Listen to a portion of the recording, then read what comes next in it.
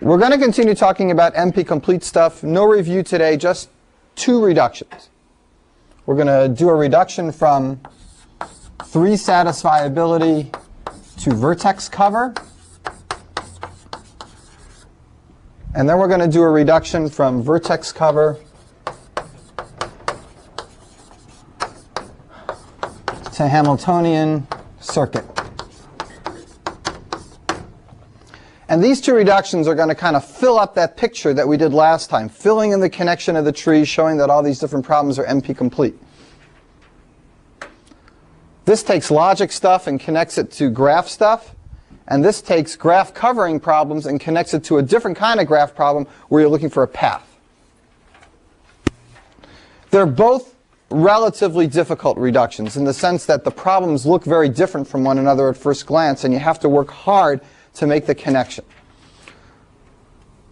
The good side of it is that once I show it to you, it isn't too horrible to figure out that it works or why it works, but it is a little hard to imagine how you thought of it in the first place. Okay, here's my examples. This reduction needs to go from a formula, a Boolean formula, and convert it to a graph with some number. And the Boolean formula is supposed to be satisfiable or true if and only if that graph can be covered with that number that we give it. So we got to come up with a graph and a number. The graph's got to have that vertex cover number if and only if this formula is true. How are we going to make a connection between those 2 things? In order to do it, we have to take our formula and convert it to a very special kind of graph that we have some control over the vertex cover of that graph.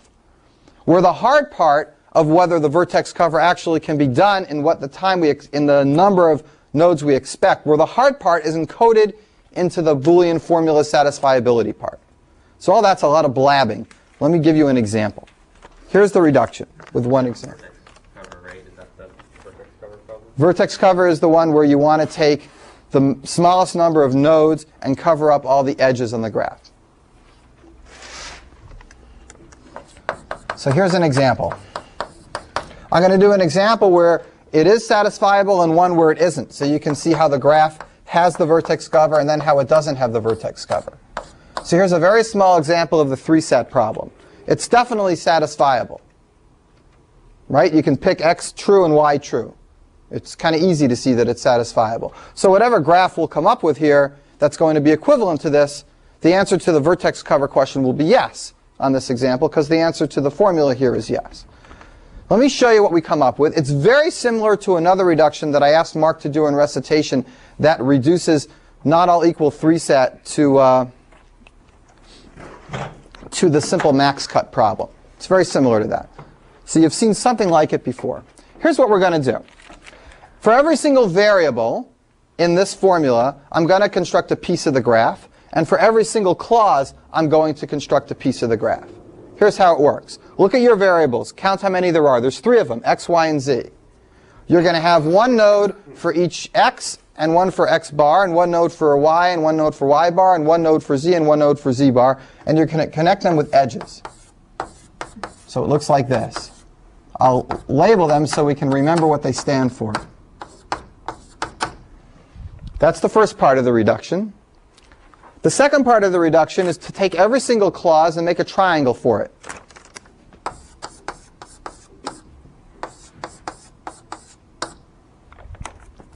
This is the beginning. This is the structure. These represent the edges. These represent the variables. These represent the clauses. We're encoding this problem in a vertex cover problem. How's there going to be a connection? Each of these triangles represents one of these clauses. So we're going to take every node, 1, 2, and 3, and connect it to the variables that make up the clause, namely x, y bar, and z bar. So it looks like this. X, y bar, z bar. And the same with the other one, x bar, y, and z. X bar, y, and z.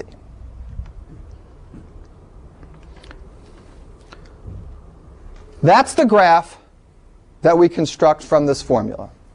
And you'll see why in just a second. Right now it just seems like magic, but there's a very good reason why we do this. I haven't yet told you the vertex cover number that we're trying to get. So let's try to figure out what that should be. And this will be our graph. And then we'll put the k up here. That's the vertex cover that we're trying to get. We'll calculate what that should be. Look at this graph for a minute, even before I put the middle edges in. When I just had the edges up here and the triangles. How many vertices do I need in a vertex cover for that graph? I got these edges up here. Each one of these edges needs 1. That's equivalent to the number of variables I have. So I definitely need n for the number of variables, in this case 3. I got to have one of each of these pairs of nodes in there to cover the edge in between them. But is it guaranteed that a given z and z, a given a and a bar are both in the clauses? I mean, why can't a sit around as a singleton without any? It could. It doesn't have to have anything connected to it, but we still have to cover this edge here in between the two. So one of them has to be in there. You would introduce it even if one didn't find it among the Yes, clauses. yes, yes. It would be in the graph regardless of whether anything connected to it or not. Yeah. You need one for each clause. Two. 1 or 2. We certainly need at least 1. Do you need 2 also? You got a triangle. You got to get all 3 edges covered. Can we cover all 3 with just 1 node? Yeah, we No. get the top covered with 2. Well, forget about the middle ones. Oh. You need 2. But even if you had the top covering it, if you only had one of these nodes covered, it would cover this edge and this edge, but it would leave that one out, regardless of how many you had up on top here. So we're going to need at least 2 for every clause to cover the triangles. And that means, let's say the number of clauses is what do you want to call it? M. Fine. So it's n plus 2 times m. That's what we're going to need.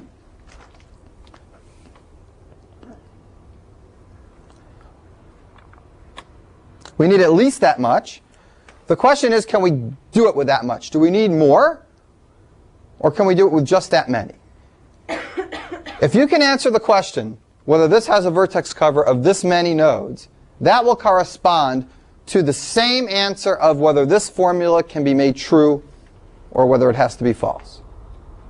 And I'm going to convince you of that right now. Okay, let me stop for a second. Who's with me? The construction of the graph and the construction of k is the reduction. Now we need an argument. Now I need to convince you that this graph can have a vertex cover of that size k if and only if this is satisfiable. Greg? Can you tell me what k and n and m are again? N is the number of variables.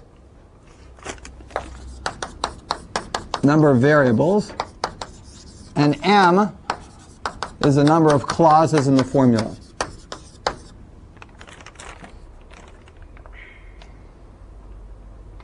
So in this graph, what's the vertex cover we're looking for in this graph?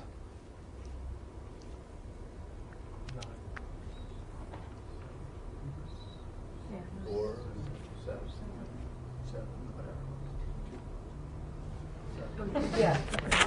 1, 2, 3, 5, 7. In this example, we're looking for a vertex cover of 7. We're trying to see if we can do it. If we can get a vertex cover of 7, I'm going to convince you that that means there's a true-false assignment in this formula that makes it true. If we need more than 7, then I'm going to convince you that there's no way to have a true-false assignment here, that it has to be false. Okay so far? So let me start to convince you of this. I need to show you there's a relationship between whether this formula is true and whether this has a vertex cover of size 7. We have 2 directions to go here. I have to show you that if there's a true-false assignment, then there's a vertex cover of size 7. If there's a vertex cover of size 7, then there's a true or false assignment. So we can pick either direction to go first, and let's pick this direction. Let's say there's a true-false assignment. How do I get a vertex cover of size 7? I'm going to tell you exactly how. I'm going to make a one-to-one connection between these 2 solutions.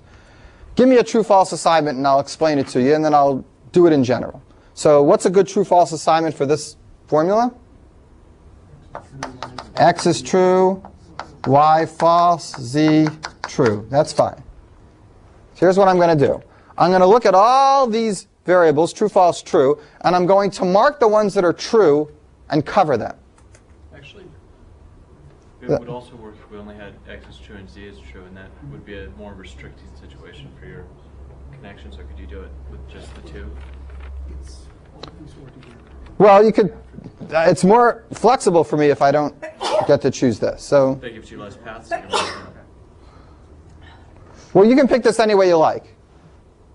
You can pick this false or true. Is that what you're saying? Well, what you just said is that you're going to start and color those paths that are designated by these formulas. And if you only have two paths to cover, if you only have x is true and z is true. You want z to be false, you're saying? No, just get rid of y. Don't designate anything about it. So just x is true and z is true. Then you've only got two paths to cover. Well, then I'll say that I can make y anything I want it to be. If you're not going to tell me, then I get to choose the vertex cover myself. I'm just showing you that I can come up with a vertex cover of size 7 if you can come up with a true-false assignment. If you think this is already an assignment, then I get to pick anything I want for y. Okay. So I don't think it's going to make it harder for me that it's f. But if in the middle you want to change it to t, we can make it t also. You'll see. So let's cover the x, because that's true. Let's cover the z, because that's true. And the y is false, so which one is true? The y bar is true. So let's cover this. This true-false assignment tells me which one of each pair to put in the vertex cover. Well, you know we have to put one in there anyway, at least. So this tells me which ones. That's fine. Now, how do I continue finishing up my vertex cover? We know that we have to put at least 2 in every triangle. The thing is, we also have to cover these edges in between. So let's look at the first one. The first one connects to an x, to a y bar, and to a z bar. How many trues are in this clause? 2. There's 2. See how this edge is covered because it connects to a true one? And how this edge is covered because it connects to a true one? So I don't have to cover either of the other ends of those 2 if I don't want to. I have complete flexibility. All I have to make sure I cover is, which one? This one here has to get covered so that that edge gets taken care of. And I can pick either of these any way I want. I got a lot of flexibility. What about this last one? I got to cover this one because it's not covered. This is like the false variable. So I put x's on all the spots that connect to false variables. This goes to a true, this goes to a false. Here I got no choice. I got to cover this one and this one. But I'm okay. I managed to do it in 7. How come? What let me do this in 7? The fact that every one of the triangles is connected to at least one variable up on top that is true. And I mark those in the vertex cover. So since I got 3 edges to take care of that go in between, from here to here, and at least one connects to something that's already covered, I can use my other 2 to cover the ones that go to empty spots. So this definitely covers the whole graph. It covers the bottom because I have 2 in each triangle. It covers the top because I have 1 of each pair. And it covers all the things in between because I specifically chose to cover the 2 down here that connected to empty nodes, that connected to edges that weren't yet covered. And the third one was the one that was true, that already connected to one that was already marked. And I could do this no matter what true-false assignment you gave me. I go through marking these true, and then go to every clause and mark the 2 that might connect to falses. And I always can get it done with 1 of each of these pairs and 2 of each of these triangles. So if there's an assignment, true-false, then there's a vertex cover of size 7. All right, so many curly looks on faces. Let me stop for a second. I'm not going to go on if you have questions about this. This is really all there is to say about this direction. We have to go back in the other direction now to show that if there's a vertex cover of size 7, then there's also an assignment, because it might not be back and forth. We have to show it both ways. But before we do it, let me stop for questions. Everybody has this. It seems a little magical. I think I kind of get it, but I still don't get it. So how can I help? Questions? Is this covering every case? Is it just this amount of nodes, or? Well, this could be as long as you want, Okay. and I just have a bigger graph. Okay. With the same number of variables. No, I could have as many variables as you want. This takes any formula and makes it into a graph. I'm going to do another example in a minute that has 4 variables in it. So as long as you have a triangle in the bottom for each pair, it can be as long as it wants to be. And the triangle doesn't have anything to do with the number of pairs. It has to do with the number of variables. The triangle, I have as many triangles, Chris, as I have clauses. I got a triangle. This one represents x, y bar, z bar. And that one represents x bar, y, z. If there were 4 variables, they'd be rectangles? Is that No. 4 variables would just have 4 edges up here and as many triangles down here as there were clauses. But this is 3 sats, so there's no... Right. And in fact, but Brian's got a point. This reduction would be a lot harder if I didn't have 3 sat. Part of which makes this easy is that I can use triangles here. And that's why we have 3 sat. It's to make reductions like this easier. So I don't have to worry about that point. Otherwise, it would be a bit of tricky to take care of that. What's up, Chris? What? Just getting closer to the board. but you have x and x bar, y and y bar, z and z bar, right? Yes. Those are pairs of negated variables. Right? Yes. So. Well, they're edges in my graph, but they represent pairs of these variables. Yeah. So it seems to me more of a function of the number of pairs of variables than of the number of rows in your normal file. What's more of a function? The size of the vertex cover I'm trying to get? The picture that you draw, isn't it just a... I have as many edges as I have variables, and I have exactly as many triangles as I have clauses.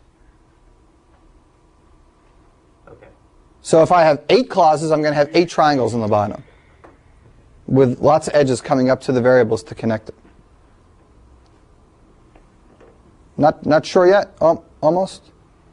Should I do another example and then we'll... It has to be 3 sat. I was trying to figure out the constraint between the number of variables and the number of rows. Because couldn't you end up with not enough? Couldn't we end up with not enough what? No, you can't because it's 3 sat. Okay, I get it. Well, let's do an example where there's no formula, and I'll show you that there's no way to get the appropriate vertex cover. When there is a formula, I've tried to convince you that there's always a way to get the appropriate vertex cover. We have just enough slack to handle each of these triangles with 2 and to handle all the edges in between. Because the 2 vertices we have can be used to cover possibly the ones that go to empty edges. This one and this one. These 2. And we don't have to worry about covering this one because this edge was covered by the true variable. As long as every triangle has at least one true variable, then one or more of its edges in between here is covered by that variable node. So we can use the other 2 to cover the other 2 edges. All right. Let's do an example where it doesn't work out. And I'll show you that it's both ways. Yes, the answer here is yes to here. No, the answer here is no to here. So let's, The fact that they're arranged as pairs, yeah. is that just coincidence? If those were 6 different variables, You mean the fact that I label them XX bar? and they're grouped like that, You mean that they're not connected to one another? It's important that they're not connected to one another, but this notion that they're paired like this just means that a way for me to explain to you how if you give me a true-false assignment, I'm going to cover particular variables here and find the cover in a particular way. This edge is going to correspond to the first variable. If you say true, I'm going to have the left one covered. If you say false, I'll have the right one covered. And as long as every clause points to something that's marked true, that means every clause has at least one edge that goes up to something that's marked. That edge doesn't need to be covered in the triangle.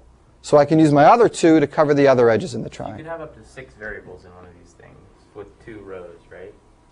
I mean, if they were just a plus b plus c and then d plus e plus f. Yeah. Here, so then you'd have 6 sets. Oh, you could. You can have an arbitrary number of edges on the top and an arbitrary number of triangles on the bottom. But in that case, you'd still only have 2 triangles on the bottom, right? Yes. You'd still have 2 triangles on the bottom and 6 edges on the top.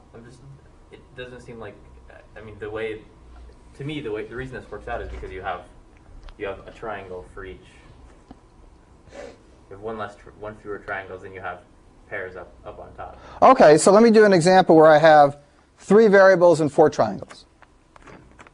Well, that won't work. You didn't expect that to work. Right. Whether the number of variables in the clauses does not say whether 3 sets satisfiable or not. It's just coincidence that when there's fewer clauses, it's going to be doable, and when there's more clauses in the example I give you, it won't be. It's possible to come up with examples where that's not true. So the relationship of the number of sets. It's just coincidental. Yeah. Let's look at this example. X bar y v, X bar y v bar, y bar x v,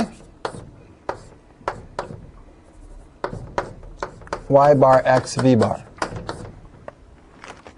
Here are 4 different clauses, and we're going to try to make the graph for this. If you stare at these clauses for a while, you realize there's no way to make all these 4 true. No matter what you give to x, y, and v, there's always one clause that stays with all 3 of its variables equal to false. But And, yeah?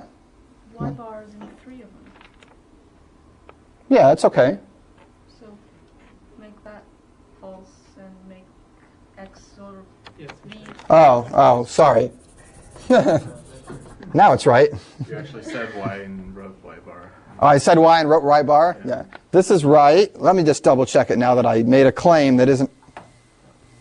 Now what I said is really true. But it seems X bar and Y bar true given the solution. Yeah, x bar and y bar would work. No, I don't think so. If x bar is true and y is true, So now you've got x bar in the top 2 and y bar in the bottom 2. If X So if If x and X y are is true- both false, then all if X 4 is are true and Y is true. if x is true, No, x is false. If x is false, x is false and y is. Or either way. Yeah, either way. This has a solution? I wanted one that doesn't have a solution. It would also work. Hold on.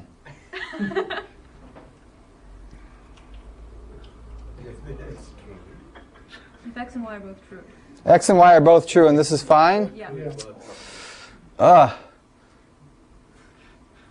Well, that means whatever graph I come up with would have the right vertex cover, huh?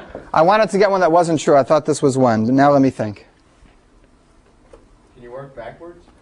Yeah, and there's a lot of ways to come up with ones that aren't satisfiable. You start with the chart, make a chart that doesn't work, and then generate the... If you could do that, then you'd understand this reduction completely, so that'd be a good exercise. I'd rather come up just with a formula that we know definitely doesn't work and then show you why the vertex one doesn't work. But now what if I made these like that? Just make 3. Well, No, no, then only X. one of them, and then change only one of them, and then change the x bar up there. One of those. And that What about that? Yeah, that might do it. Maybe. If you have each variable having 3. I think this is okay. This doesn't have any way to do it, right? Y true, X true, Y true, X Now true, you have x true and v false. and V false, yeah.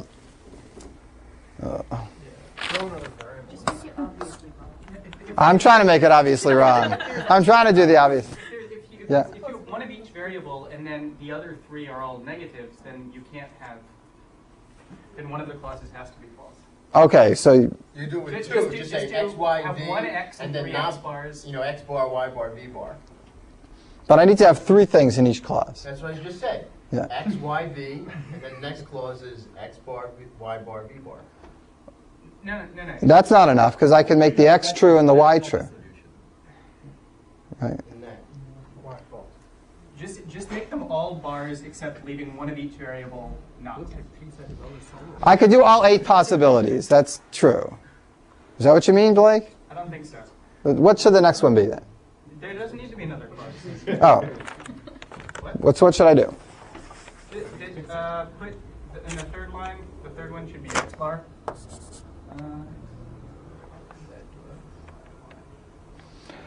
Maybe make the So top all one 3 set instances are satisfiable. That's what we decide now. Make the top one what? Y bar and V bar maybe.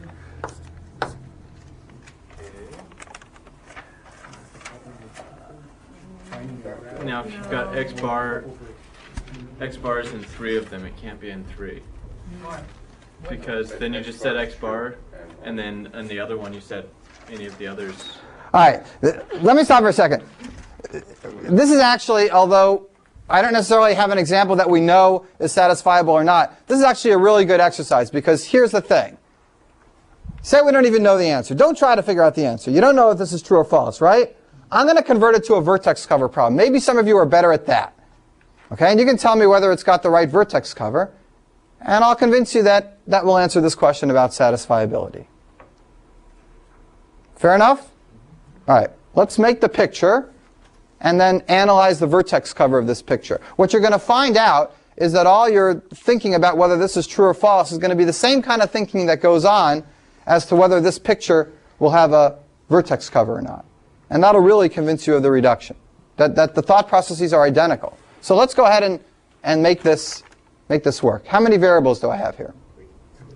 I'm going to need more room. I'll do it here. I got x, y, and u, or v, right? X, y, v. And how many clauses do I have? I have 4 clauses.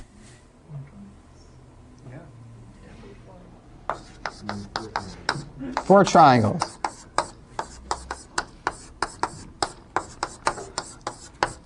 Okay, and now I have to connect them according to the way it says here. X, y bar, v bar.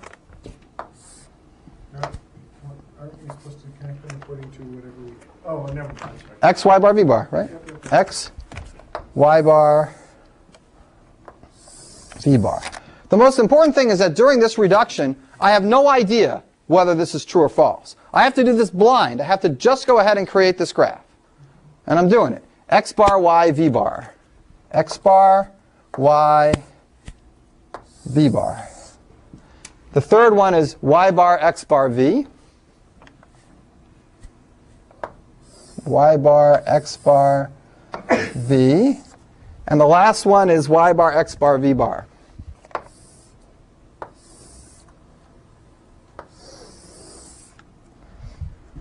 There it is. And the number we're trying to get is 1, 2, 3, 5, 7, 9, 11. We're trying to get a vertex cover of size 11. Let's try to get a vertex cover of size 11. Everybody knows we got to pick one of these from each of the edges, because we got to cover this edge. So which do you want to do? Pick them. Let's try. All right, let's do this one because it has a lot of edges. That seems like a good idea. Let's cover this. Let's cover y bar, and let's cover v bar. That was intuitive, right? Because they connect to lots of edges. That's fine. Now let's go down to the clauses and see if we can handle them. This one connects to an empty spot. This one has to get covered. Otherwise, nothing's ever going to cover this edge. What about these two? Well, we're going to... They're both covered already. So we could pick one arbitrarily. Doesn't matter. Handle that one. That was easy. What's that equivalent to? That's the same as noticing that if we set x to false, y to false, and v to false, that both y bar and v bar are true. That means both of these edges are covered. That means we only had to handle a single false variable. So what we just succeeded in the vertex cover problem is a success also in making this first clause true. Now let's go to the next one. This guy's already covered, so I'll just x the other two. This guy's already covered, so I'll x the other two. And this guy's already covered, so I'll x the other two. It was kind of easy to get a vertex cover of size 11 here, right?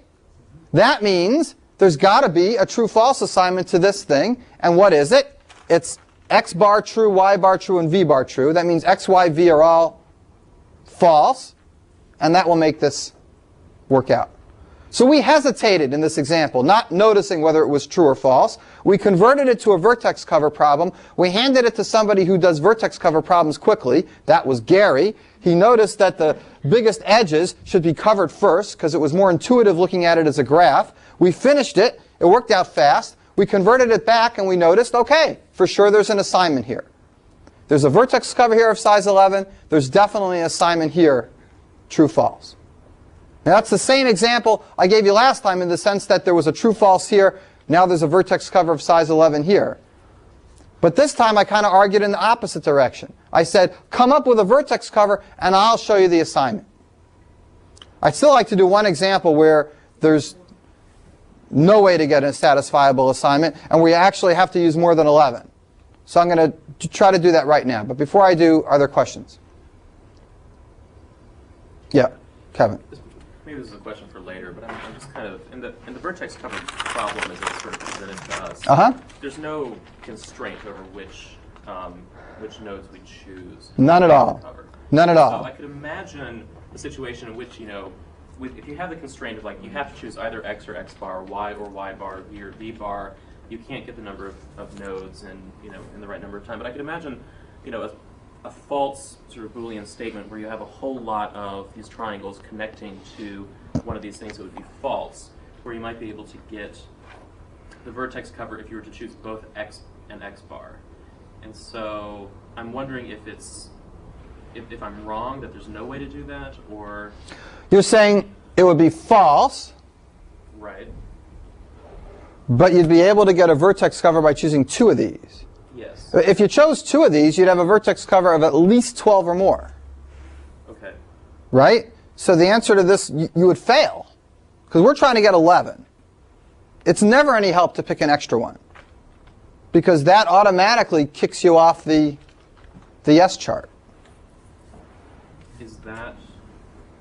Because I see what you're saying. The question here is, can we do it with 11? And I've set this graph up specifically. You'll always need 2 on the triangles regardless. Okay. Right. You don't get any help on the cross edges by making, on the triangles by making 2 of these. Right. But it's important to, that's an important part of the proof, right? It's a big important part of the proof that every triangle needs its own 2, regardless of what goes on in the top. Because you have these edges here. But it's also, it's just... And it's an important part of the proof that I nailed down this graph. I nailed down a specific graph that I could say something about the vertex cover of this graph. And because I nailed it down in such a specific way, I got to make the relationship to the formula. I guess I'm just making the point that if you're just from the perspective of a reduction, if it's a vertex cover problem, but you're saying that, okay, we have to choose either x or x bar, you have to also sort of explicitly show that if that constraint weren't there, that the vertex cover still wouldn't work. What I have to show is that if you have a vertex cover here, it corresponds to a true-false assignment here. Right. Obviously, if I pick 2, it wouldn't correspond to a true-false assignment here. So my convincing you that that's true is that you can never get 11 unless you have exactly 1 here. Sure. And at that point, I'll say just use whatever one is here to be the true. So it's an if and only if. Yes, absolutely, it's an important point. Yeah, Mike and then Joe. Okay. If you have x, y, and v true, yeah, that was your initial guess, then it wouldn't work because that fourth statement's false. So then you have to be good at guessing, basically, which ones. All I'm saying is that if there is a solution here, then there's one here. If you pick a bad solution here, it would correspond to a bad one here. So when we find one that doesn't work, we basically have to test all the... No, because we're not doing this as an algorithm. I'm just showing you that if there is a solution here, then there's going to be one here. I'm not saying... You might not get it on the first try, is what I'm saying. You're never going to get it at all. That's the whole point. It's hard to get this one, so it's going to be hard to get this one. We're not going to try to get it. If you try to get it, the best you could do is try all of them. So if you try like x true, y true, and v true, yeah, it won't work on this. You can't right. get it in 11. So when we do one that doesn't work at all, and our initial guess says, oh, it doesn't work, we have to go through and say, hey, maybe another one will. Yeah. Yes, and I would convince you that none of them will. Maybe I should do one example like that, where it doesn't work. I tried that, but I know one that'll work. This doesn't reduce the computational complexity any by making this. Right. It doesn't make it easier. It just shows that it's just as hard as this. Okay. Finding an answer to this is just as hard as finding an answer to this and vice versa, actually. And they're both exponential. They're both real hard to do. They're both real hard to do. Yeah, Joe? If you add the clause X, Y, Z on the other side, could you just show what happens with the triangle over here? Yeah. I got a new triangle. It connects to, This can't be true, right?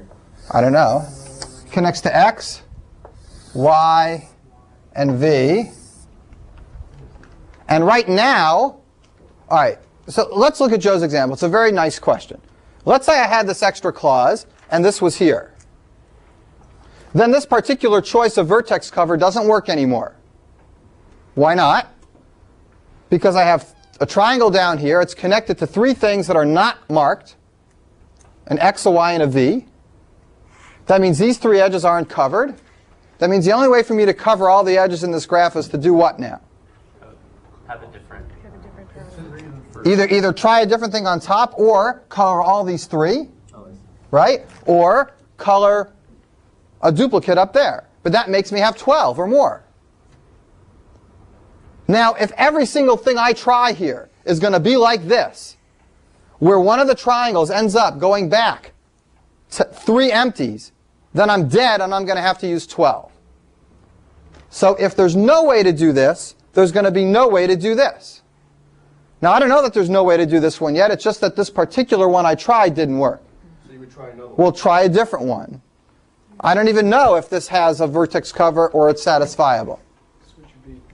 Yeah, switch B. Just switch V the other way. All right, so that takes care of this. That means I can make both of these X's and be safe. And does anything else? It changes. I have to move this one to here to handle that edge. Anything else? Was this one helpful somewhere else? It was helpful here. But you could choose either, so. But that didn't matter. Is everything else okay? Are there any empty edges? Any 2 empties in between? No. No. So that's okay. So now solution is X bar, Y bar, B. Right. Right. The key thing is that a solution to this is a solution to this and vice versa. They are completely intertwined. You can find me a vertex cover of size 11. You solve my satisfiability problem. You solve my satisfiability problem, then I got a solution to this vertex cover of size 11. Yeah, Chris? It's a really peculiar graph.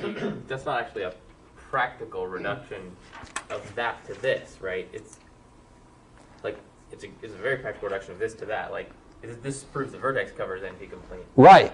But if we had proven that vertex cover was NP complete, this wouldn't be a proof that 3 satisfiability. Not at all. That's exactly right. Right. This, if you didn't know anything about 3 satisfiability, and you had known that the vertex cover was NP complete in advance by some other method, then doing this reduction tells you nothing.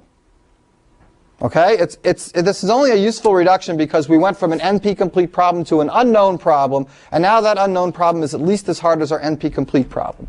A solution to the vertex cover problem now implies a solution to this. Okay? But a solution to the satisfiability problem does not let us do vertex cover problems in general. It lets us do vertex cover problems that look like this. If you gave me a general graph that doesn't look like this, off the bat, I don't have the slightest clue how to turn it into a formula. In fact, there must be a way, because every problem in NP can be converted to satisfiability. So there is a way, but we haven't discussed it. And you're 100% right. This does not imply that vertex cover reduces to 3 satisfiability. The dual directionality here is in the proof that the solution to this is true if and only the solution to this is true. But the reduction is in one direction. It's a very good point you made. It's an excellent point. Other questions? This is an example of what I think is a hard reduction. Kind of you have to see the big picture of how vertex cover ends up doing Boolean formula. And we're going to do one more, and then I will let you rest from these hard reductions. Then we'll talk about that game.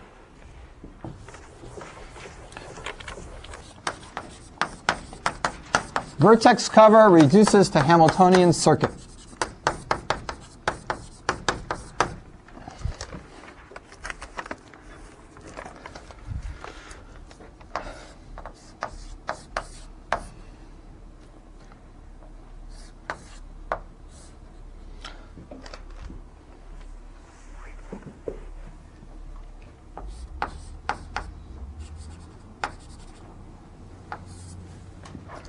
Here's my problem. Here's a graph. Does it have a vertex cover of size 2? What's the answer, yes or no? It does. Okay, these two are fine. Does it have a vertex cover of size 1? No. Answer to this is no. Answer to this is yes. I'm going to describe a reduction that takes this graph and a number and converts it to another graph. The new graph is going to have a Hamiltonian circuit exactly when the answer to this question is yes, and the new graph will not have a Hamiltonian circuit when the answer to this question of vertex cover is no. The two reductions that I'll do will be the same graph. One will use k equals 2 and one will use k equals 1. So you can see an example of a graph that has the Hamiltonian circuit and one that doesn't have the Hamiltonian circuit. And this is the same kind of component style that we need something in the circuit to represent choosing vertices that we're covering here. This is a very difficult reduction to come up with, but not so bad to understand once you see it. Same as the example before. All right, I want to give you the big picture of this reduction first and fill in the details as we go so you don't lose the idea. I want to give you some sense of how somebody who comes up with these reductions is thinking, instead of just making it seem magical like the last example. The way to really do these is you see a few magical ones, you try some on your own, you imitate the magic, and then you check it. And you see, oh, it doesn't work, I don't really get it. And then one day, you kind of get lucky and it works. And then you say, oh, maybe I get it. And then after a while, you start to look the big picture, and you start to plan in advance. You start to see the idea. The idea is you want to somehow mimic, in a Hamiltonian circuit problem, the idea of covering vertices. Here's how we're going to do it. The first thing we're going to mimic is this 2. Okay? We're going to have 2 nodes here. That corresponds to this 2. If k were 1, we'd have 1 node. The Hamiltonian circuit is going to run from here down to some components over here, fill them all up, come back to this one, fill the rest of them all up, and come back to here to end. Everyone understand the general picture? If there's a way to cover this graph with 2 nodes, then whatever graph I come up with here is going to start at this point, cover some components that I'm going to create, go back to here when it's done, cover the rest, go back to here. Did I do that right? Go back, right. Cover this, go back to here, cover the rest, go back to there. You can't go back to the same one. I meant it right, I said it wrong. Start from here, cover some components, go back to this one, cover some other components, go back to here, complete the cycle. All right. Every time we move from this node, go through some things, and go back to the other node, go from this node, go through some things, and go back to the other node, that will correspond to covering a vertex in this graph. For example, if I cover this vertex, which edges actually got taken care of? These 3, right? I'm going to have some components down here that represent edges. When I leave this node, I'm either going to be able to cover these 3 edges if I chose this one, these 2 edges if I chose this one, these 3 edges if I chose that one, or these 2 edges. I'm going to have those 4 choices. If I choose these 3 edges, I'll go through all these nodes down here, finish it up, come back here. There's going to be edges left. If I can get the rest of them, I'll be okay. This is still going to seem like the clouds until we do some more details. But we are going to need to represent edges somehow. And we're going to need to represent the fact that all these 3 edges come to a point here. All right, let me stop for a second. I didn't say too many details yet, so there's not much you could ask. But nevertheless, there are questions so far. I'm going to need a component for every edge. How many edges do I have in this graph? I got 5. Now these components are going to be a little bit hairy looking. So instead of actually drawing them, I'm going to kind of make a schematic for them and then tell you what's in them later when we have to decide exactly how they have to behave later. So for now, let's say they look like this.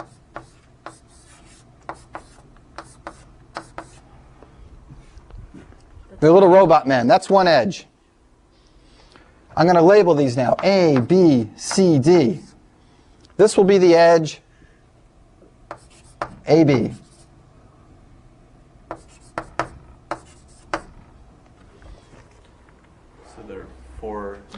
There's actually a whole bunch of stuff in the middle that I'm going to do later. I'm going to show you what every edge looks like later. If I make the big picture now of the edge, it's going to just... Every edge looks like this with something in the middle. I'll show you how they're connected later. And I'll tell you why. But for now, just let's write all the edges down, because it's going to look like a mess if we do too much at once. I need 5 more edges. What else do I need? I got AB. I need BC. I need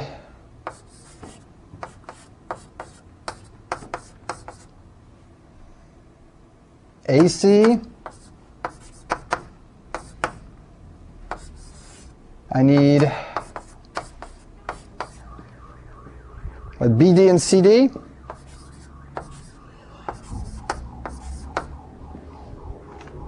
What's left? Just CD and then I'm done? Okay.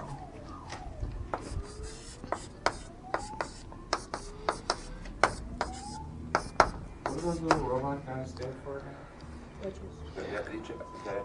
Each one of these edges is a robot guy. So I create the robot guy. I haven't shown you what these robot guys really look like. There's more nodes and stuff inside. If you want to know, each one of these, instead of being 4, is really going to be 12 nodes big with edges between them. There's going to be a lot more in there. But it's all for details. It's all for a particular purpose that you'll find out in a minute. But I want you to get the motivation for why we put these weird things in the middle. I'm not going to put them in the middle now before you know why we have to do it. For right now, we're in the dark. We came up with an idea of trying to make a Hamiltonian circuit run through here, through some of these components, back to here, through some of the rest of the components, back to there. Somehow it's going to correspond to covering up nodes, and somehow each of these edges has to get covered. So covering an edge means going through it on the path. Okay, so far? All right. The one thing I haven't done, which is kind of crucial, is that if I decide to cover B, then AB, BC, and BD all get covered. So I need to connect these edges up in such a way that when I decide to go through a path that represents covering up B, that it actually goes through all these edges, all 3 of them. So I need to look at those 3 edges. Where are they? AB, I'll check them, AB, BC, and what's the other one? BD. I need to connect these up. And I'm going to connect them up in a very simple way. I'm going to just decide to consider the 3 of them as a group. And I'm going to connect, it's these 3, right? So I'll connect this guy to here, this guy to here. And now they're a group. Is that arbitrary as well? Completely arbitrary. I'm saying you 3 join hands. The way that you connected them was arbitrary. You could have You connected. take any of their points and connect them to any of the other points on the other robot guys. You could have connected B prime to B prime instead of B prime to A. That's kind of important.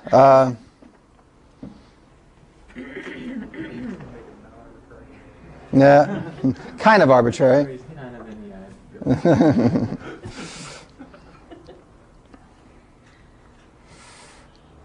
Is what's inside these things the same for every one of the squares, or it's going to be different?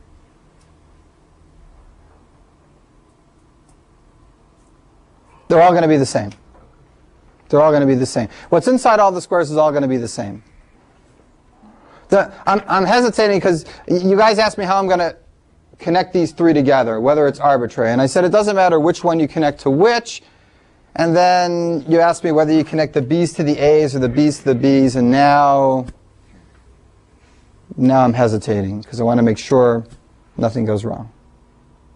Yeah, I think I don't like this. This I don't like. It's arbitrary as long as you do it right. I'm connecting these guys together by the same letters, not by switching different letters.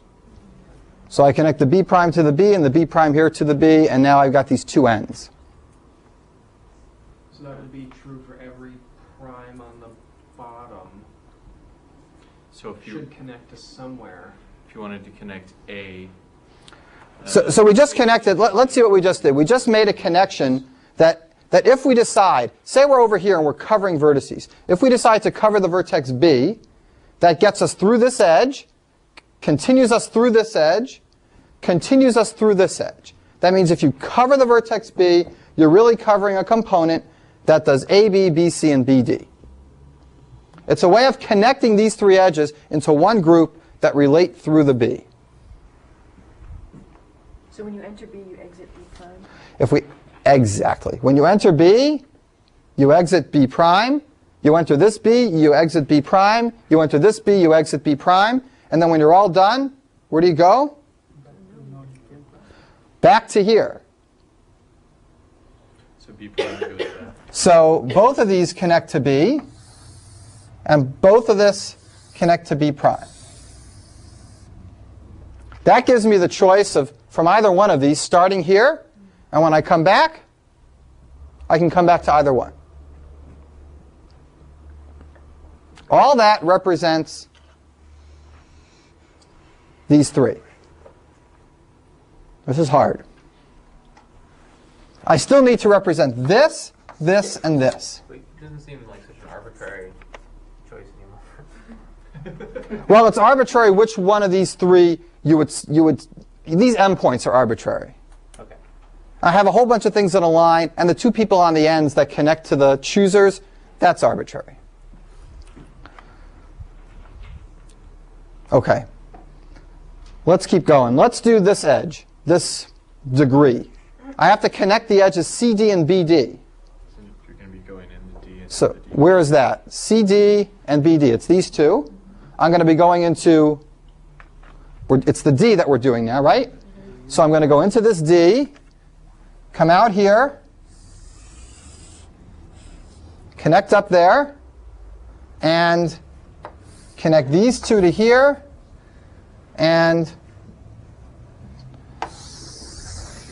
these two to here. Even this example seems to be a little too big to do. Couldn't it be smaller though? I often just do a triangle, but then it's... Should I just do a triangle? No, this is fine. No, keep going. Keep going? All right, let's do this edge now.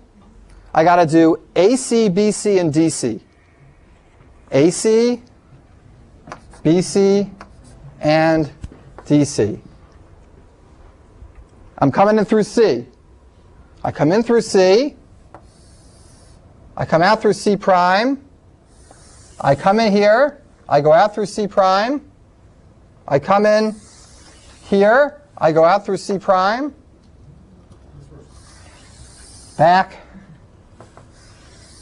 Back. And there's another one. There's the original end. There we go. All right. Only one more. AC and AB. This focusing on going into A. AC and AB are here. Oh, they're right next to each other. Good. So I go in here. I come out here. I go up here. I come out here. That's it. Well, it's obviously a circuit. There's a circuit in this graph if there's a vertex cover of size 2 here. There's no circuit in this graph if there's no vertex cover of size 2. All right. You all know there's a vertex cover of size 2 in this graph. You all know that the vertex cover needs to be, it's got to be B and C. I'm going to show you what path corresponds to choosing B and C. Everybody ready? I start here and B, I choose my vertex cover. I'm going to show you what circuit corresponds to it. Start. It was a voice from heaven yelled, different color. We can do this even still not knowing what's inside the little boxes. Yes. You're going to come up with a question while I do it, and that's what motivate what's in the boxes. We're counting on you, Mike. I'm counting on you. We're choosing B and C. Start from here, go to a B. I only got one choice.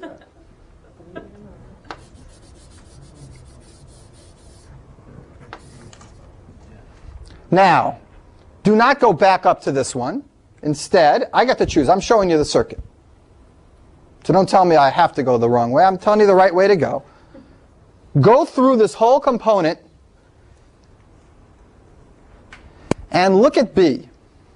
Look at the edge here. What edge is this one that we're going through right now? BC is covered on both sides. Do you see that? It's covered on both sides. That means we're going to end up later on going through the C side. So I'm only going to cover the left side here. And I'm going to come out. I'm going to leave this side uncovered. Okay? Now I'm going to continue over to here. And that's the edge AB. And that's only covered one time. So what I'm going to do here is I'm going to cover everything and come out. I made it all the way through. Now let's continue. I go back here. Wait. There should be another one. Oh no, thank goodness. There should be one more. Good. Now I'm going through this edge, BD. BD is covered only on one side. This is our last chance to cover this edge. So cover it all up. When you're covering an edge from two ends, the first time you come through it, you cover the left side. The second time you're going to go through it, you'll cover the other side. But when you're covering it completely only on one side, you take it all through. So that means here we go through everything and come out. And now we go all the way back to vertex cover number 2. Vertex cover number 2 is going to be C. That means we're going to go to something that starts with a C. There should only be one possibility here. Goes over here to the right. This is the second one, so I'm making it jaggedy.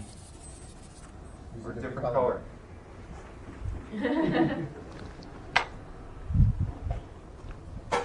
How about purple? Okay. Notice, now we're back. You see we're coming back to the same edge, hitting it for the second time because we covered it twice. It's okay to cover an edge twice. Sometimes you do it. Now I take care of everything in the component, but only on the right side. And I continue on to the next part, which is the edge AC. I have to take all of this in, finish it all up, come out, take all of this in, finish it all up, come out, and boom. There's my circuit. Everything in here got touched once, exactly once. I started from that spot, went back to here, continued through, and ended back up where I started. It's hard, it's complicated. This is one direction. And in this direction, we actually don't need anything special about the robots except the ability to do what? We got to be able to just go through the ones on the right, or if we need to, go through all of them before we go out. That's all we need. So here is a possible way to do that. What if I just made the robot look like this? Those were the four things, the B, C, and the B prime. Is that good enough? I could come in here, go out that way, or I could just go down the side. It looks like that's good enough for the robot. So let's make this our first approximation on a robot. Just a simple square. Everything works okay so far. But I'm not done with the whole argument. To finish this argument, I have to show you that if there is not a vertex cover here, then there's no Hamiltonian path here. Or equivalently, if there is a Hamiltonian circuit here, then there's going to be a vertex cover of size 2 here. We also have to figure for something that has more than 2 connections. What do you mean something that has more than 2 connections? Or actually, maybe that one. Here we've got up to 3 edges coming into to a vertex. What if we had 5 or 6? Is that going to affect it? No, it doesn't affect it at all. You just connect more robots together. Okay. The reason this isn't good enough is because if there were a Hamiltonian path here, I need to come up with a vertex cover. How am I going to come up with a vertex cover? Only if my Hamiltonian path satisfies a particular restricted thing. Remember I said my Hamiltonian path goes down here and I want to say where it goes, so I go this way? What if it comes in here? What if I have a Hamiltonian path that comes through here? I want to show you it's a vertex. I want to come up with a vertex cover for it. But say it goes around this way and comes out this side. Suddenly my whole sense of connecting the Hamiltonian circuit to a vertex cover goes out the window. I wanted to make sure that when it goes in B, it has to go out B prime, so that it has to continue on all the other edges that are connected to that B. That would imply some kind of a vertex cover. But if I can go in here B and sneak out here on the C prime side, I might be able to get this whole thing done with a Hamiltonian circuit, even though it wouldn't correspond to a vertex cover at all. I need to force, when I go in on B, I need to force it to come out this side. Otherwise, I don't have the reverse argument. So this first approximation to a robot is not good enough. It's good enough to let me get all the possibilities. That's important. It's good enough to let me go on the left side. That's important. But it's not good enough because it doesn't force me to come out this side all the time. I could choose to come out the other side in a Hamiltonian circuit, and that might not correspond to a vertex cover. When would B prime ever be connected two other ways so that you would be passing through it at some point in the future? Well, it's connected to all these other ones, so maybe I could come back in through A prime, sneak back through this B and this B prime, and come back the opposite way. But those would have. I guess you could go from BC, but you couldn't. I don't think you could do BC and C cover BC, C prime, and be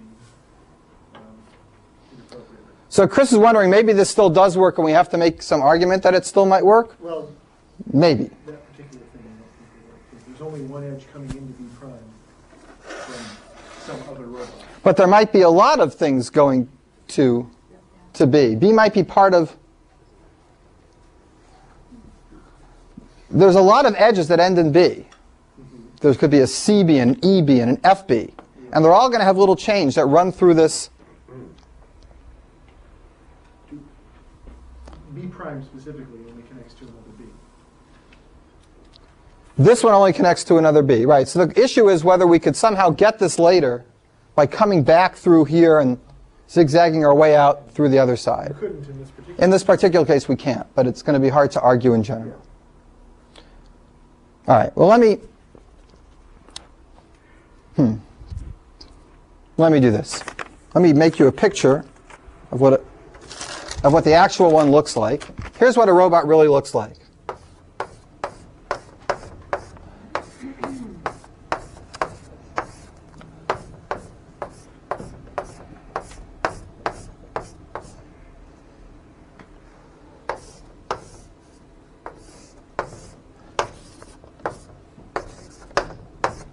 Here's what an edge really looks like.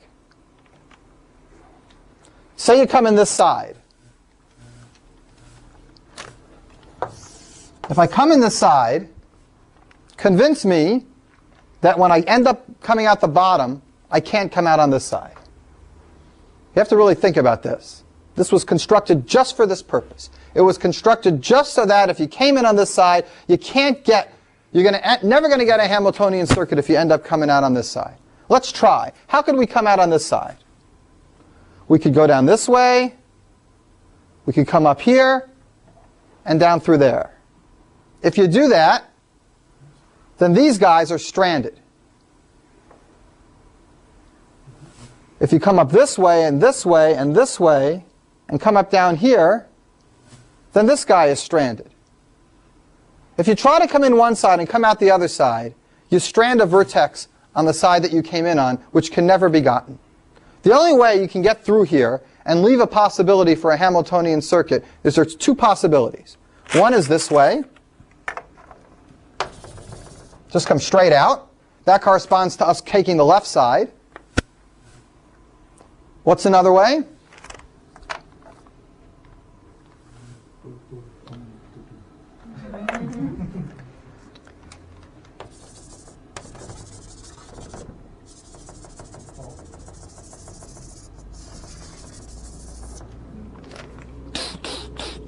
That's the only other way. That's how you get both sides when you're picking through a vertex. So this was constructed, this silly little component is constructed just specifically that when you enter it, you have to leave the same side if you have any chance of getting a Hamiltonian circuit, but you have two choices. You can either choose that this vertex covers only one side of the edge, like the BC edge, or you can choose to get the whole thing like you do for the AB and the BD edges. And you can see that picture. This corresponds to going through the whole thing. This corresponds to going only through one of them. Donna, what? So when you come in the C side, aren't you eventually going to come in there and just shoot down? If you came in the B side and did all of this, then you would never come in the C side again. That's the equivalent of like an AB edge. If you came in the AB edge, Donna, like here, here's the AB edge, you came in the B side, you take this edge, you come out, and you're never ever going to cover this edge again because you never go in through A. But when you come in a BC edge, where we're actually going to go to it twice, the first time we come in, do the left side, the second time we come in and do the right side. This is very common in NP-complete problems in these hard reductions, that you design something that gives you just enough flexibility, but not too much. It's like a good straitjacket, good magic trick straitjacket. You want to have just enough room to be able to model the left side or the right side or both, but not enough room that you can go through this any darn way you please. You want to be able to constrict the Hamiltonian path enough so that any one of them will correspond to a vertex cover. All right.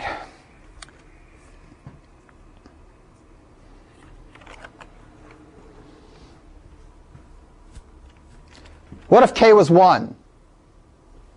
Then you take one of these vertices and throw it away with all the things it connects to. Then I claim you're never going to get a Hamiltonian path here. You can try to go through B and try to get everything as you go through, because you're never going to have another chance to get back to this side. If you have one vertex on top, you get to go down, you better go through everything, and then come back up. You got no other chance. So let's say you're going to try to cover it. You only have one. This one's gone. You start here. You come down, you go through B. You cover everything on your way to make sure that you don't lose anything.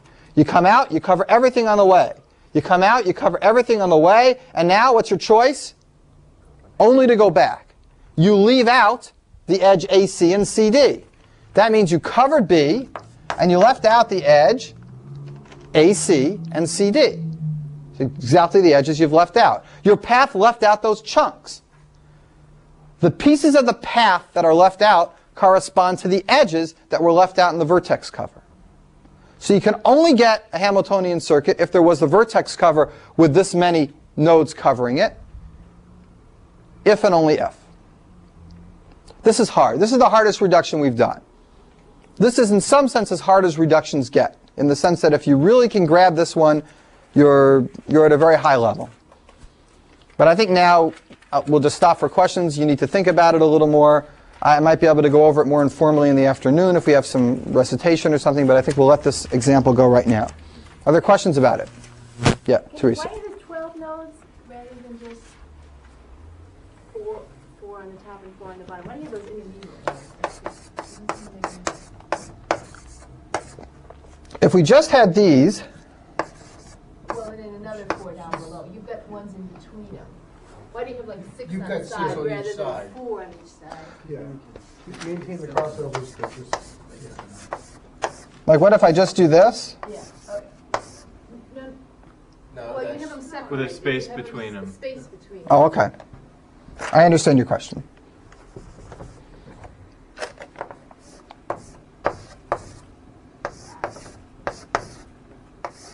Like this. Yeah. What are those? Yeah. what do you lose? Because by then you moving can, those because then you can go out nodes? C. Because then you can go out C. I can come in here, come this way. Oh no, I can't. It's okay, but I can do this. That won't hurt. You go down the first, then up, then down, down. Then Here, down to the left, I can do this. down to the right. Yeah, sorry, I didn't make the right picture, but it's going to be trouble. Here, we can do this. I come in here, I go up here, I come down here, down here, down here, up here, and No. Go. Ugh. Hold on, Teresa. Let me redraw this and answer your question.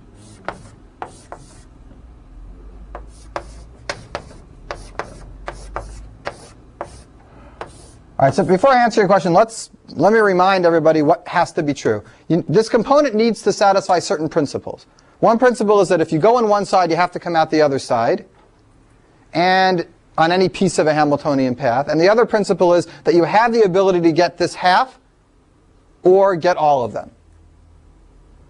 So first of all, let's make sure we have the ability just to get this half. That's easy. Do we have the ability to get all of them? How? Can we get all of them? This, the same way we got them before. So that's all okay. And if you come in this side, You can't go that way. how do you go this way? Down. Down. Up diagonally. Down twice. Down diagonally. Up. Down diagonally. And out. So if we left out those things in the middle, we can actually get through here, get to everything, come out the other side. What that means is that the pieces of our path now no longer correspond to consistently covering vertices. If we go into B and we cover the edge AB, we don't have to continue and cover BC and BD. We're off in a completely different set of edges. We can cover B and actually get one of the edges somewhere else to get covered too, because we can jump over to where C connects. In other words, it's going to be possible with this kind of component to get a Hamiltonian path in a thing like this, even when there's only one choice here. I'd be able to jump to another component and finish that, even though I haven't finished all the B's. That would mean that if I answered the question here, yes, there's a Hamiltonian path, the answer might be no, there's no vertex cover. And that's bad. So I want to constrain the path so that that can't happen, so that when I do get a Hamiltonian path, I know it corresponds to a real vertex cover. So if I force the component to leave the same side, then I know it has to be covering all the edges that connect to B. Because when it goes in this one and covers the edge BC, it's got to go in this one and cover the edge AB. Okay, I just need to see the correspondence. I think I'm missing it. Okay. This big thing here is like one of these things here. So this funny shape here, that's like going through here and making it out the same side. So if I count the nodes, it'll be a count. Right. Here I'm just making an abstract robot prong with 4 ends, and those 4 ends are the corners here, here, here. So you really do need these silly little things in the middle in order to force you to go out the same side. I think this is the original reduction. Our book has something just like this funny component. I don't know if it's exactly the same number of nodes. They might have gotten it down to 8 or 10 or something. But this was the original one that was published in the first paper that shows Hamiltonian circuits NP complete. Okay, questions about this? This is Harry. Yeah. In doing this reduction, would sort of be horribly polynomial, but it still stays polynomial. It's polynomial. Yeah. Some incredibly huge factor to build. No, how bad is it? It's how bad is it to build this? It's 12 nodes and a few edges per edge on the graph. I mean, there's a big constant factor. Yeah, right. There's a big constant factor, but I don't think it's more than linear time. I mean, I think you still just do it per edge and per clause. Yeah, certainly there's a big constant factor. Right. Well, look, I mean, would you rather look at vertex cover problems like this or Hamiltonian circuit problems like this? They're the same, really. What I want to do now is back off the reductions for a little bit. They can be very, very taxing and difficult, like I mentioned many times. Let's play a game. Let's play the game. Quickly play this one. Make sure everybody remembers how to play. The 1, 2, 3 game. You want to go first or second? Everybody can pick 1, 2, or 3 sticks on their turn, and the person to get the last stick wins. You want to go first or second? First. So what do you take? 1. All right. We're not going to bet on this game. I'm going to lose. I pick 2. You guys pick 2. I pick 1. You guys pick 3. And I pick 2. You guys pick 2. And you get the last stick. And here are the key spots. Multiples of 4. We talked about representing every game as a graph. That this game is really represented as a graph, where every node represents a position in the game. In this game, the position is simple. It's just a number. So every node is just a number. It's not like a chess game where every node would be the positions of 32 pieces on the board and exactly where they are. Here it's just a number. And it's a directed graph. 12, 11, 10. 12 goes to 11, 10, and 9, etc., all the way down to 0.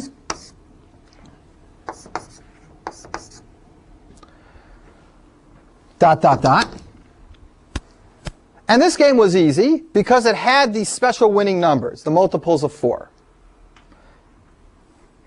And those numbers are called the kernel of a graph. What's special about a kernel? Describe to me in terms of graph terminology in English. What makes a kernel a kernel? What do you want to be true about this set of vertices to know that it tells you how to win this game? 3 outs, 1 in. 3 outs, 1 in? I think they all have 3 outs, 1 in, right? Distance between the kernels. Because 11 has 2 outs. You know, 11 goes to 10, 9, 8. Oh, well, I should say 1. Shoot. I think they're all got the same ins and outs.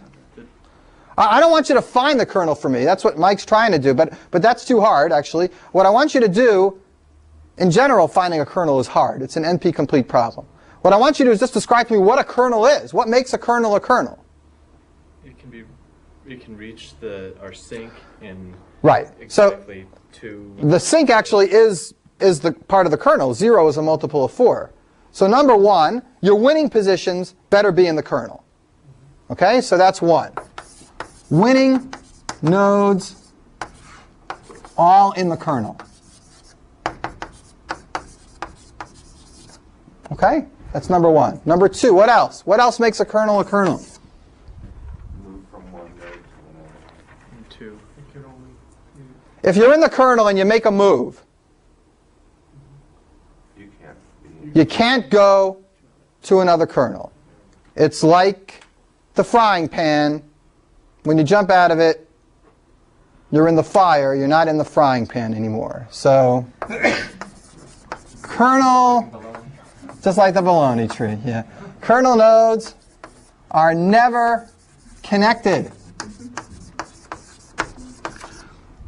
Well, that's not enough. It's not enough just to get a bunch of nodes that are not connected. Every other node connects to it. Good. That's the second very important thing. If you're in the kernel, you're forced to leave it. When you throw me into 4, 8, 12, no matter what I do, I have to leave that beautiful collection of multiples of 4.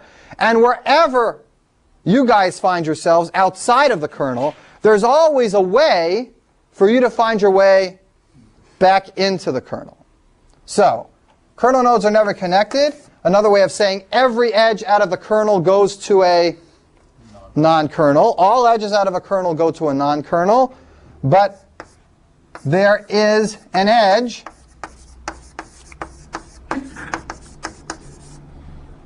from every non-kernel node to some kernel node. I could have made up this set of properties without making the connection to games at all. I could have said, here's a graph. Here's a few specific nodes that I want in my set. Can you come up with a set that includes all these nodes that are not connected to one another and for which property holds true that all the other nodes outside your set have an edge into your set? Everyone see that's these same 3 things. It's just a graph problem. If I gave it to you like that, it wouldn't make any sense. It's just some retarded definition somebody came up with to do something else on graphs. But it makes a lot of sense in this context. It's this game.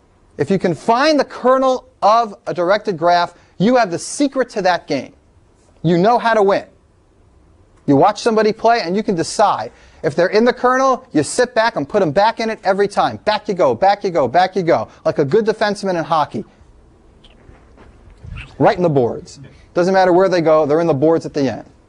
Ever see a good defenseman? It's amazing. All right. It's New England. We've got to do hockey.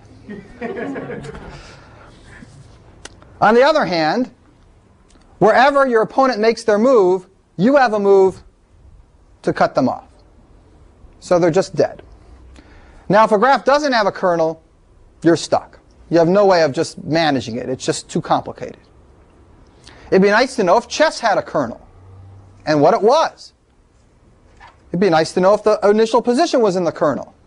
The person moves, you put them back in the kernel. They move again, you put them back in the kernel. You write a little program that computes the kernel and checks and puts you back in. You sit back and watch your program play perfect chess. Be nice with any game to know if it had a kernel. So as you might expect, if somebody gives you an arbitrary graph and asks you, does it have a kernel, yes or no, that question is hard. Not even what it is, but just go ahead and answer, does it have one or not? That's NP complete. Here's a really cool theorem. If you have a graph and there's no cycles, like this game, you notice that this game doesn't have any cycles? You can't add numbers. Every single graph that has no cycles has a kernel. The problem for directed acyclic graphs is completely trivial. If I give you a graph and it has no cycle, and I ask you, does it have a kernel? Here's the program you write. System print line, yes, end. That's it. You say yes. You don't even look at it. The theorem guarantees there's a kernel, and you just say yes. There are some details on how to find it, but you can. There's a polynomial time way to find it. So given a directed acyclic graph, you can find a kernel, you can play a perfect game. So when I describe this game to you, if you think about it in a graph, and if you knew that theorem, you'd know there was a kernel, and you'd know that there's a way to find the game's secret. But the real problem when there are cycles is NP complete, which is a result you'll see it's tedious and big reduction. It's got some prettier components than what we did today, and it's a little easier to draw. It looks like stars. It'll be a little better. It'll be the last reduction or two that you'll see tomorrow.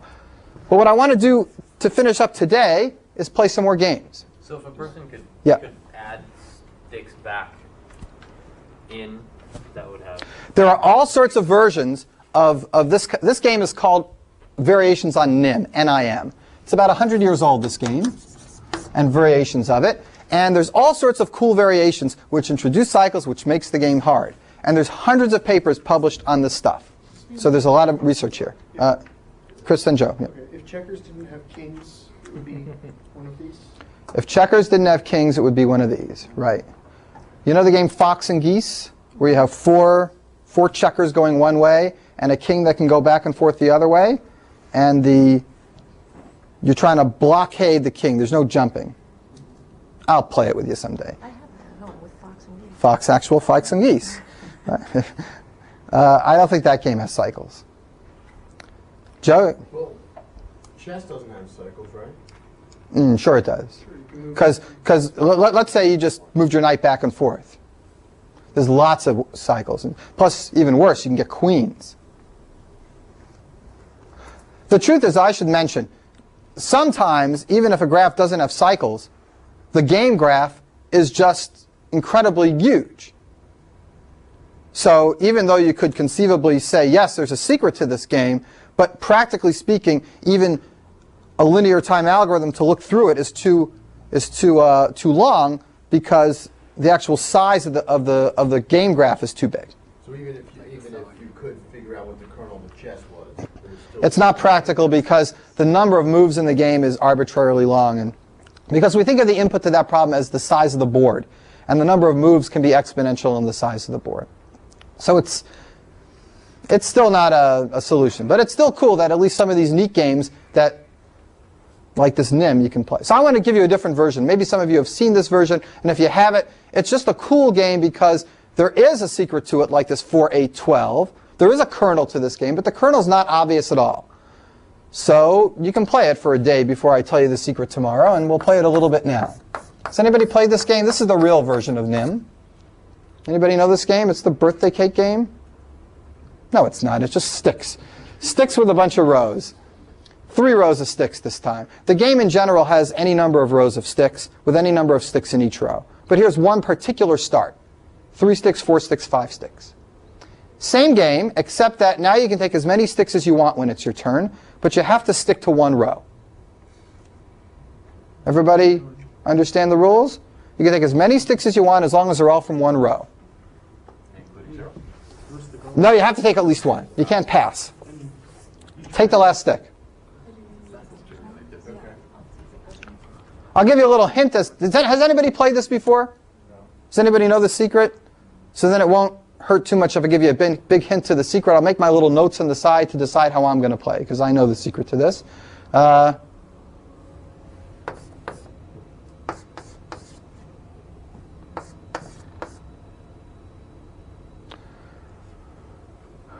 Okay, you guys want to go first or second? First. Okay, Joe, where do you go? 3. Take the top 3 off? Yeah. I'll just cross them out. I take that one off. Oh, you can go down below like that, okay. Take any one you want. And the trick is to get the last piece off? Yeah. 3 from the middle row. Wait, what does the row division mean then? You can only take sticks from one row at a time. Okay, so you won. I won this one. Let's do it again.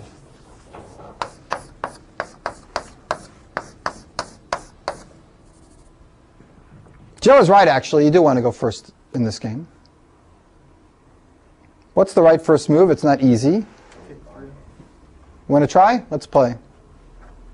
Be brave. You're not going to be able to win, but you'll be able to discover the secret if you watch what I do here, as long as you don't make it too easy for me. Make me calculate a little bit. Take 2 off the top row. 2 off the top row.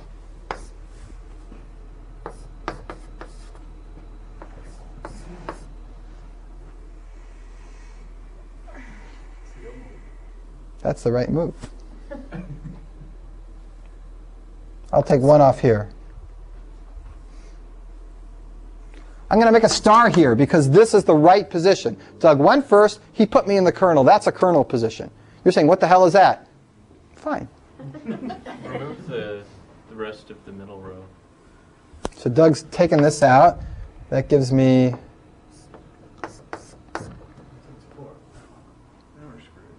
All right, so I'm going to take 4 off the last one, and I win. Yep. Except it was my move when you just made a move, right? Wasn't it? Yeah, you put me in this position, right? No, you took 2. You took 2. Oh, then I took 2, and then he made... Okay. So let's put this back where you were. What did I take then? I took 1 off the middle. Yeah, you got to put the 3 in the middle. But I put the 3 back. It was like this, and I took 1 off. So... Yeah. 1, 1, 1, 1, 0, 1. Okay, this is the position, and it's Doug's turn. He wants to turn it into another kernel position. So if I take 2 off the middle. 2 off the middle. Yeah. That's not right. 2 off 4 off. Oh, wait. 2 off the middle, you said? Yeah. 2 off the bottom. 4 off the bottom. 3 off the bottom. Should I give you... I'm going to let you play for a while and think about it. This is a big hint as to how to figure out the kernel. The kernel in this example is nowhere near as obvious as the multiples of 4 idea. But you can represent every position of this game in terms of these zeros and ones that I'm writing here. There's something about these zeros and ones that you can always fix and put back. Take the 1 off the top. The 1 off the top. Yeah. It's your turn. Yeah. So you want to put it into a position that looks like this. Another. Oh. Okay. Right? Well, there's... So I'll take 2 off the middle then. If you take 1 off the top, I take 2 off the middle. Okay. I turn it into this. Oh wait, I don't mean that. I changed my mind. If you take, if this is the position for me, I'm going to make it into this, which means 1 off here. Did you take 2 that time? Yeah. Wait. I take 3 of the bottom. No. Hold on. I'm confused. It was your move. How many did you take at this point, Doug? 1 off the top. 2 off the... 1 off the top. So there was 3 in the... Right, and then I turned it into this, which is... So I need to take 2 off here. Yeah, so now it's 3, 3. There's already 1 gone from the top. I'll tell you the secret of this game at the beginning of next class. Then we'll do the reduction for kernel. This is a very nice game. And the secret, it's a perfect game to teach early programs on because it's a nice, you can calculate this in binary and it's really cool. And it isn't obvious. It takes a long time to construct it. But I'll be happy to tell anybody if you play it for a while and give up. I will give you a hint. It has to do with representing these things in binary numbers, and it has to do with something about these ones and zeros. Something that you can always fix, and somebody who's in the bad position always has to mess it up. Whatever they do, they mess it up. Whenever they mess it up, you can fix it. What is it? Think about that, and we'll quit. And that's on a